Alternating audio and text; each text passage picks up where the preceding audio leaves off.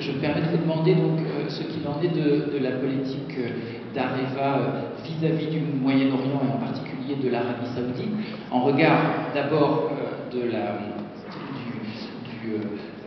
des violations massives des droits de l'homme en Arabie Saoudite, puis surtout la question de la stabilité. On sait que quand Nicolas Sarkozy avait vendu du nucléaire à Kadhafi, des gens dans le management d'Areva avaient trouvé qu'on allait peut-être un peu loin en vendant une pétrolière à un dictateur instable et un peu malade. Heureusement, effectivement, ce deal n'a pas été jusqu'à son terme. En sera-t-il de même en Arabie Saoudite? Est-ce que vous pariez sur la démocratisation par l'investissement, enrichir le dictateur pour qu'il soit plus sympa? Ou est-ce qu'à un moment, vous allez vous rappeler qu'on doit être responsable quand on fait du business? Évidemment, dans l'univers, c'est difficile de parler de responsabilité, mais sait-on jamais, on peut toujours l'espérer. Merci. C'est intéressant parce que de parler de nucléaire en responsabilité, mais si un jour il y a un incident dans une centrale nucléaire ou dans une installation. Au secours? Non, qui va en prison? C'est vous, c'est moi? Je pense qu'il n'y a pas de prison, ni à Tchernobyl, ni en. Non, je parle d'une installation française. Enfin, monsieur, excusez-moi, mais je suis juridiquement responsable. Excusez-moi, je vous ai laissé parler, je ne vous ai pas interrompu.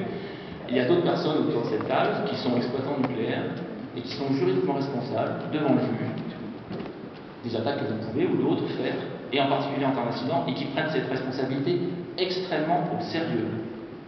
La responsabilité d'exploitant nucléaire, elle est première. Je ne permettrai pas qu'elle soit mise en cause. Et elle est juridique, elle est pénale. Ceci me permet de répondre à vos commentaires sur la responsabilité. Alors, s'agissant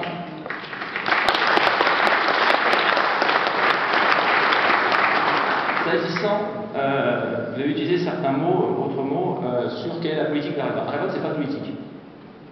C'est une règle de base. Areva ne fait pas de politique. Areva respecte certaines règles, que ces règles soient juridiques, qu'elles viennent des instances internationales, ou qu'elles soient éthiques. La charte des valeurs d'Areva est publiée, elle est sur le site internet.